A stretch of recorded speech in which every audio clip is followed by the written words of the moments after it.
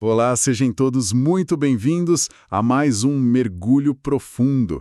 É um prazer imenso ter a nossa audiência aqui para mais uma análise detalhada, daquelas onde pegamos conceitos super complexos e, transformamos em algo claro e totalmente dominável.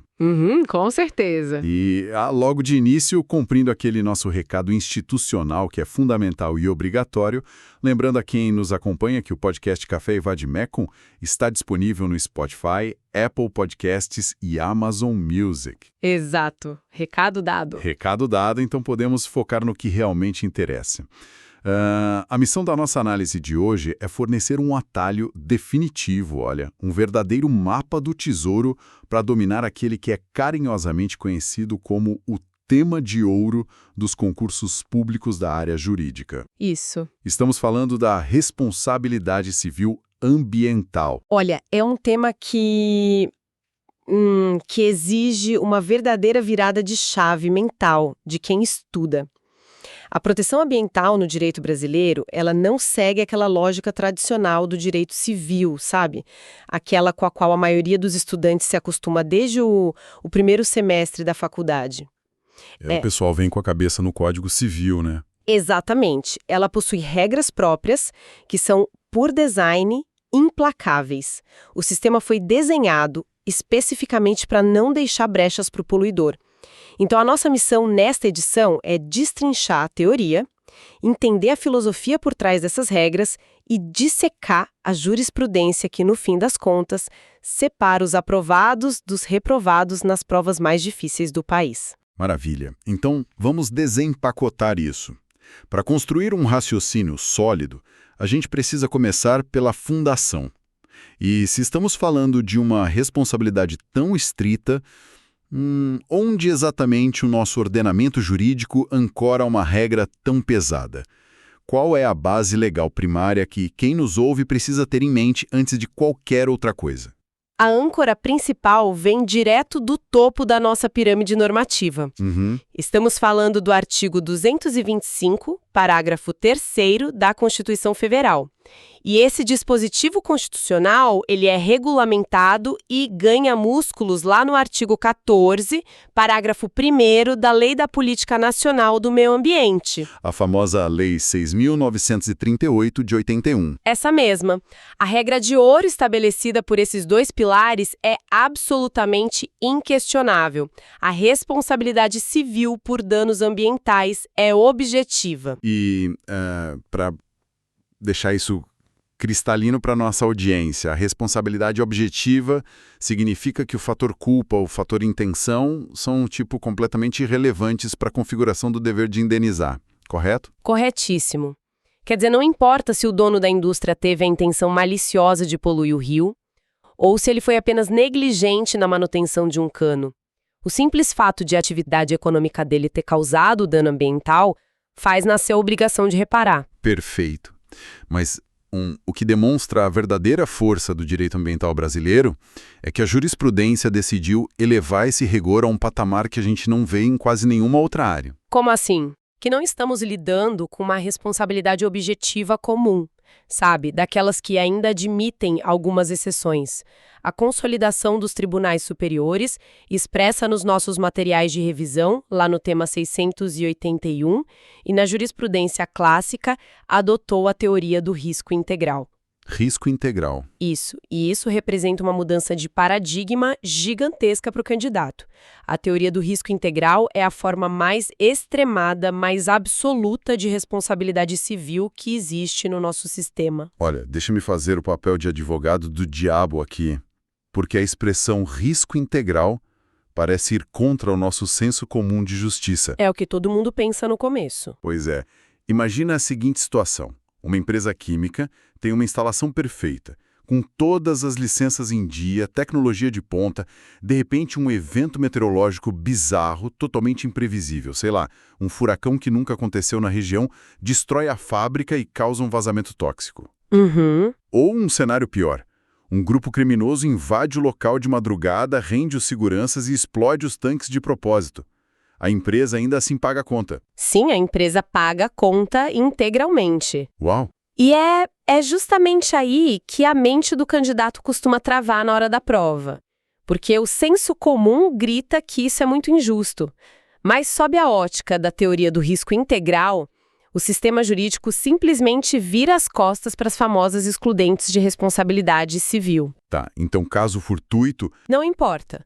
No direito civil tradicional, nos casos que você mencionou, a empresa alegaria caso fortuito, força maior ou culpa exclusiva de terceiro para se eximir, né? Com certeza. Mas no direito ambiental, essas defesas são sumariamente rejeitadas. O raciocínio dos tribunais é frio e totalmente focado no ecossistema. O risco de causar um desastre ecológico é inerente à própria atividade econômica explorada. Se o empreendedor aufere os lucros daquela atividade, ele suporta todos os riscos associados a ela, independentemente de eventos externos ou imprevisíveis. Entendi. A existência da atividade, somada ao dano, estabelece o nexo causal e ponto final. Isso muda tudo, mas me surge uma dúvida prática que deve estar na cabeça de muitos futuros aprovados agora. Vamos pegar o exemplo do terceiro causador do dano. Digamos que um funcionário descontente, por pura vingança contra o chefe, abre as válvulas da fábrica durante a noite e destrói um rio. Pelo risco integral, a empresa paga a reparação ambiental? Exato, paga tudo. A flora e a fauna não vão esperar a resolução de uma briga trabalhista para serem restauradas, claro. Mas a empresa fica com esse prejuízo total. Digo, o verdadeiro culpado, o funcionário vingativo, sai impune dessa história. Essa é a ressalva fundamental para entender o equilíbrio do sistema. A empresa, perante a sociedade e perante os órgãos ambientais, ela paga a conta de forma objetiva e integral. O meio ambiente é restaurado imediatamente às custas do CNPJ da empresa. Certo. O direito de regresso. Ela pode, em uma ação autônoma, processar esse funcionário ou esse terceiro criminoso. A grande virada de chave, o pulo do gato aqui, é que nessa ação regressiva, a relação muda de figura. A ação de regresso será pautada pela responsabilidade civil subjetiva. Então aí entra a culpa. Exatamente. Ali, no conforto da vara civil, longe da emergência ambiental, a empresa terá que provar a culpa ou o dolo do funcionário para reaver o dinheiro que gastou. Mas, repito, perante a natureza e o Estado, a responsabilidade primordial continua sendo objetiva e guiada pelo risco integral. Compreendi perfeitamente. Essa diferença de natureza jurídica entre a ação principal de reparação e a ação regressiva é, um prato cheio para as bancas examinadoras. Sem dúvida. Agora, avançando na nossa análise, a doutrina majoritária e a jurisprudência formaram um verdadeiro escudo ao redor do meio ambiente, através de várias súmulas do STJ. E se o candidato não estiver com essas súmulas na ponta da língua, a prova se torna um campo minado. Um pesadelo. Vamos começar pela questão processual probatória. A súmula 618 fala da inversão do ônus da prova. Em uma ação civil pública, geralmente é uma luta de Davi contra Golias, né? Uma ONG ou Ministério Público contra uma mega corporação. Como essa súmula equilibra esse jogo? A regra geral do direito diz que quem alega o dano tem o fardo de prová-lo. Mas em ações de degradação ambiental, os tribunais aplicam o princípio da precaução, que culminou exatamente na edição dessa súmula 618. Funciona assim: se o Ministério Público questiona a segurança ambiental de uma mega obra ou de uma atividade industrial, o ônus probatório recai inteiramente sobre o poluidor. Faz sentido. Cabe ao empreendedor produzir os laudos, contratar os peritos e provar de forma cabal que a sua operação não é danosa. A sociedade não precisa gastar fortunas com perícias complexas para provar que a poluição vai ocorrer. É quem lucra com o negócio que deve demonstrar a inofensividade da operação. O que faz total sentido prático. Mas e quando o dano já está feito e a propriedade da terra muda de mãos? Aqui é que a coisa fica muito interessante. Muito. Aqui entramos na súmula 623, que trata da obrigação propter rem. Essa é uma daquelas expressões em latim que sempre assustam no começo, mas o conceito por trás dela é fascinante. A obrigação propter rem é basicamente aquela que gruda na coisa, que acompanha o imóvel independentemente de quem seja o dono. Exatamente isso. O exemplo clássico que despenca em provas é a aquisição de uma propriedade rural. Uma pessoa adquire uma fazenda belíssima e anos depois descobre-se que o dono anterior, lá na década passada, desmatou ilegalmente uma vasta área de preservação permanente. O novo comprador não derrubou uma única folha. Nem encostou na árvore. Nem encostou! Ainda assim, pela súmula 623, ele é plenamente responsável por reparar o dano, porque a obrigação de restaurar a natureza adere ao título de propriedade. O nexo de causalidade ambiental não busca descobrir apenas quem machucou a natureza, mas sim quem é o atual detentor da área degradada. Peraí, mas isso não fere a boa-fé do comprador? Alguém compra um terreno legalmente, paga todos os impostos, vai no cartório e de repente herda um passivo ambiental milionário de alguém que já desapareceu? Sobre a ótica individual do direito civil puro, parece cruel mesmo. Mas, novamente, a lógica aqui é ecocêntrica, não antropocêntrica. O foco é a terra. O foco é a terra. O meio ambiente não pode ficar sangrando, esperando, enquanto a justiça tenta localizar o paradeiro de um antigo dono que talvez já tenha falecido, ou falido, ou fugido do país. O atual adquirente assume o passivo ambiental junto com os bônus da terra. É claro que esse comprador frustrado terá o direito de entrar com uma ação regressiva contra quem lhe vendeu a terra, ocultando o dano, mas a prioridade absoluta do Estado é recompor a flora, e a conta primária vai para o dono atual. Olha, isso reforça o quão alienígena o direito ambiental pode parecer para quem só estuda o Código Civil. É outro mundo. E essa mesma lógica implacável se aplica à questão do tempo, não é? A súmula 613 bate de frente com aquela ideia de que o tempo cura tudo. No direito comum, o tempo consolida situações de fato. Mas a súmula diz, expressamente, que não se admite a aplicação da teoria do fato consumado em matéria ambiental. Ou seja, a desculpa de que essa construção irregular na beira do rio já está aqui há 30 anos simplesmente não cola. Não cola de forma alguma. O Superior Tribunal de Justiça é irredutível quanto a isso. O tempo não legaliza a degradação ambiental. Um dano causado à natureza não se torna lícito apenas porque o Estado demorou décadas para notificar o infrator. E essa rejeição ao fato consumado se conecta de forma visceral com outra tese que, despenca em provas, que é a imprescritibilidade consolidada na jurisprudência do Supremo. No direito tradicional, a inércia faz o titular perder o direito de ação pela prescrição. Mas a mais alta corte do país decidiu que a pretensão de reparação do dano ambiental, ou seja, o direito difuso da coletividade de ver a natureza restaurada, não prescreve nunca. A lógica é que o tempo agrava o dano ecológico, portanto, a inércia de uma geração não pode condenar as gerações futuras a viverem em um ambiente degradado. Perfeito. Mas aqui nós precisamos fazer um alerta vermelho para quem nos ouve. Um parêntese bem cirúrgico, porque a banca examinadora adora misturar os conceitos para confundir o candidato na hora do cansaço. Sempre fazem isso. A reparação ecológica em si, o ato de plantar as árvores de volta, limpar o óleo da água, despoluir o solo, isso é imprescritível. A natureza não tem prazo de validade. Mas e os danos individuais que são um reflexo secundário dessa poluição? O dano em ricochete. Exato. A doutrina e os nossos materiais sempre trazem um exemplo do pescador. Imagina um navio que vaza óleo e destrói a fauna de uma baía. A obrigação da petroleira de limpar a baía é imprescritível. Mas o pescador artesanal que ficou ali 6 meses sem poder trabalhar e agora quer uma indenização em dinheiro pelos lucros cessantes, pelos danos morais que ele sofreu como pessoa física. A ação dele também dura para sempre? Essa diferenciação é a fronteira exata entre errar e acertar a questão. O direito difuso de ver a baía limpa novamente pertence a todos nós e é imprescritível. No entanto, a pretensão indenizatória daquele pescador específico é um dano material e moral de cunho privado, estritamente patrimonial. É o que chamamos de dano reflexo. Certo. E para essa cobrança individual de dinheiro, aplicam-se as regras comuns de prescrição do Código Civil, que geralmente é de 3 anos. O relógio da prescrição para o pescador começa a contar a partir do momento em que ele tem ciência inequívoca de que o óleo arruinou a fonte de renda dele.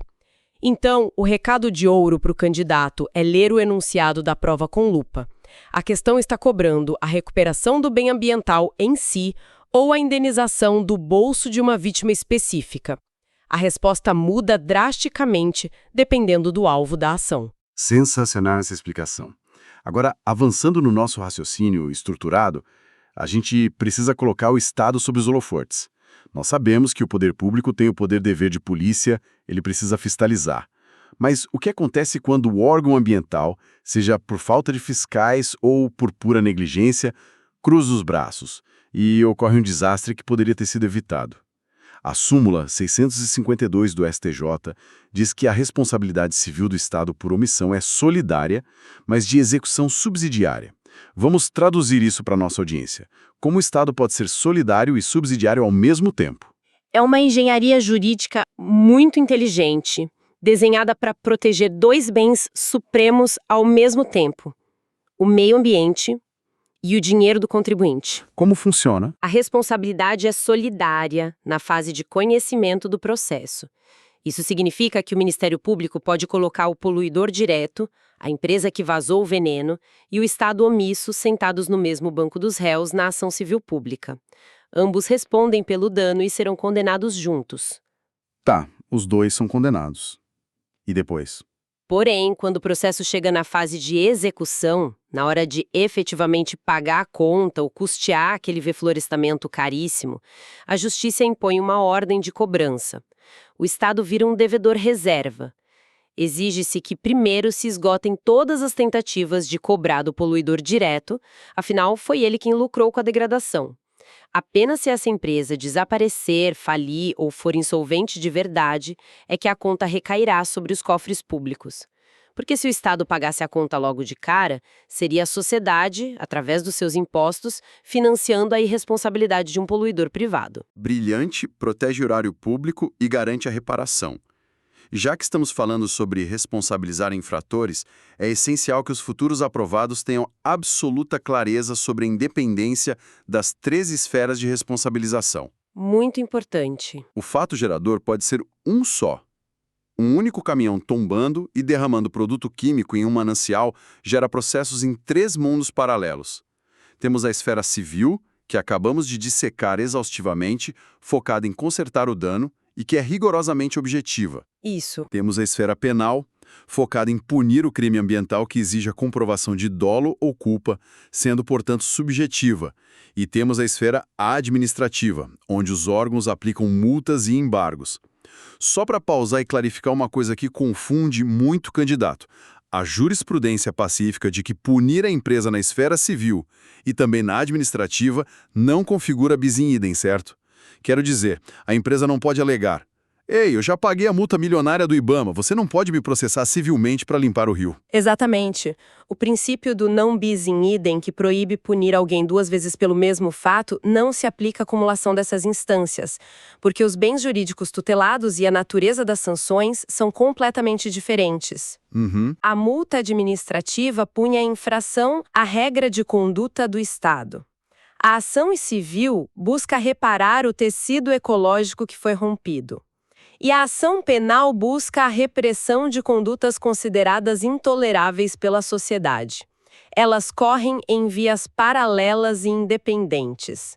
Inclusive, a responsabilização administrativa, e peço muita atenção de quem nos ouve aqui, tem natureza subjetiva segundo a STJ, dependendo da comprovação de culpa ou dolo do infrator para infrações materiais, o que a diferencia totalmente da responsabilidade civil objetiva. Perfeito.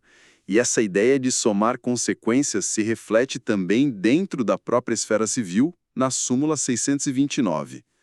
O candidato se depara com a pergunta: é possível, na mesma ação civil pública, exigir que a empresa pare de poluir, replante a floresta e ainda pague uma fortuna em dinheiro? A resposta é um sonoro sim. É admitida a acumulação de obrigação de fazer, de não fazer e indenizar. O objetivo é a reparação integral. Se a floresta demorar 20 anos para crescer de novo, O poluidor paga em pecúnia pelo tempo em que a sociedade ficou privada daquele serviço ecológico, daquele oxigênio. Com precisão. E olha, com essa base teórica extremamente sólida que a gente construiu agora, acho que estamos prontos para entrar no modo puramente estratégico. A reta final da preparação para concursos exige entender não apenas o direito seco, mas a psicologia da banca examinadora. Sem dúvida. Então, o que tudo isso significa na hora da prova? Vamos dedicar estes últimos minutos da nossa análise estritamente para a estratégia de prova. Como as grandes bancas organizadoras, especialmente o CESP e a VUNESP, tentam derrubar candidatos altamente preparados em responsabilidade civil ambiental. Quais são as armadilhas mais comuns que tentam distorcer tudo o que conversamos até agora? A estratégia principal das bancas organizadoras é a manipulação emocional. Manipulação emocional? Sim, elas adoram testar exceções que não existem no nosso ordenamento através de narrativas dramáticas. O examinador escreve um texto longo, apelando para o senso de justiça comum do leitor, com o único objetivo de fazer o indivíduo esquecer o rigor extremado da teoria do risco integral que debatemos no início. Eles querem que o candidato aplique a lógica branda do Código Civil dentro de uma questão que é puramente ambiental. Eu adoro ver como essas questões são estruturadas. Uma armadilha clássica que sempre aparece nos nossos materiais é o que chamo de a pegadinha da culpa exclusiva. A questão conta uma história quase cinematográfica sobre uma empresa maravilhosa, super premiada em sustentabilidade, com um maquinário importado caríssimo e licenças rigorosamente em dia. Aí, a questão diz que durante uma tempestade, um único funcionário do turno da noite, sofrendo de um surto psicótico, ignora todos os protocolos e despeja toneladas de rejeitos no mar. É sempre uma tragédia assim. Sempre. A narrativa foca em quão inocente e zelosa a diretoria da empresa é. Tudo para induzir a escolha daquela alternativa que diz a empresa é isenta de responsabilidade devido à culpa exclusiva de terceiro. Mas já sabemos que a resposta é que a empresa responde de forma objetiva e solidária. O examinador cria toda aquela história triste só para testar se o aluno vai vacilar diante do risco integral, que, como frisamos exaustivamente, não admite excludentes. É a pura verdade. E outro roteiro de filme triste que despenca em provas, especialmente a da VUNESP, é a pegadinha do comprador inocente. Essa é de partir o coração. É demais. A banca cria o personagem do Senhor João, um aposentado super humilde que juntou as economias de uma vida inteira de muito suor para comprar uma pequena chácara vizinha a um parque estadual. O sonho da vida dele. Só que, ao tomar posse, a fiscalização bate na porta e descobre que o solo estava envenenado por agrotóxicos ilegais despejados pelo proprietário anterior, que convenientemente fugiu do país e sumiu. Sumiu no mapa. Aí a pergunta maliciosa vai indagar se o senhor João, que está totalmente de boa fé e sem nenhum envolvimento com o crime, deve ser responsabilizado por reparar um dano milionário que ele não causou. O candidato com coração mole responde que não, de jeito nenhum. Mas o candidato que compreendeu a nossa análise assinala a alternativa que diz sim. O atual possuidor responde pela reparação do solo devido à natureza propter rem da obrigação, que está consagrada na súmula 623. É a banca sendo cruel de propósito. Mas para garantir que ninguém caia nessas histórias, vamos estabelecer um checklist mental rápido e letal de revisão para ser revisitado na véspera da prova. Vamos lá? Primeiro item, a fundamentação. Lembrem-se do artigo 225, parágrafo 3º da Constituição e do artigo 14, parágrafo 1º da Lei 6.938. Eles cravam que a responsabilidade é objetiva. Não percam tempo procurando o elemento subjetivo de culpa na esfera civil em questões de meio ambiente. Exatamente. E o segundo item, o bloco das 4 súmulas do STJ que precisam estar tatuadas na mente de vocês. Vamos revisar. O retumbante, não a teoria do fato consumado. A súmula 618, que diz sim à inversão do ônus da prova desfavorecendo o empreendedor.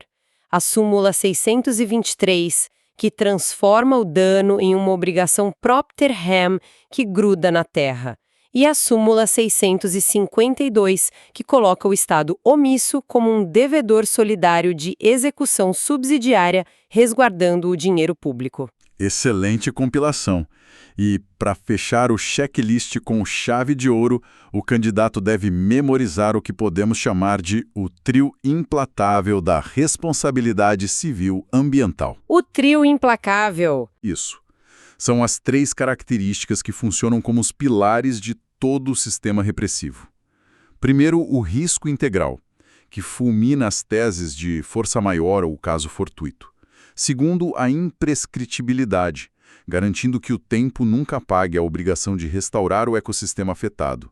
E terceiro, a responsabilidade solidária entre todos os causadores, diretos e indiretos da degradação, tecendo uma rede da qual o poluidor raramente consegue escapar.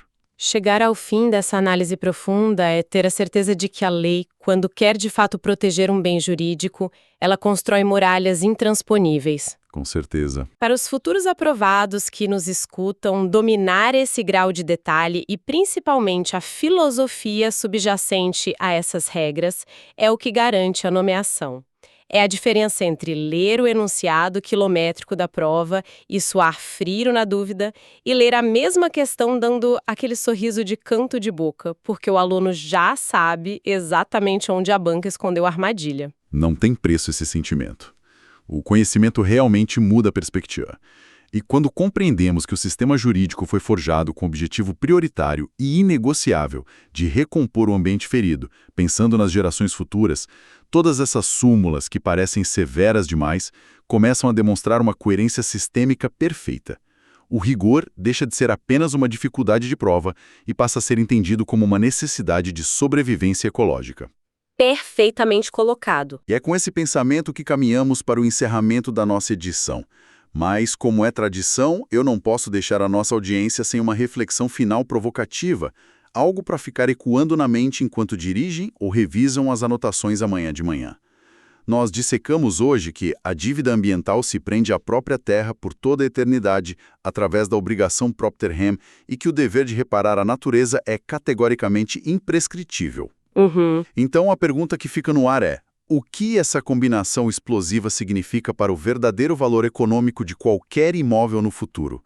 Será que megapropriedades rurais ou industriais que aparentam ser ativos incrivelmente valiosos e seguros hoje podem, na verdade, abrigar uma dívida fantasma ecológica silenciosa? Olha, Um passivo oculto de 100 anos atrás que vai despertar, de repente, para assombrar as finanças de proprietários de gerações que ainda nem nasceram.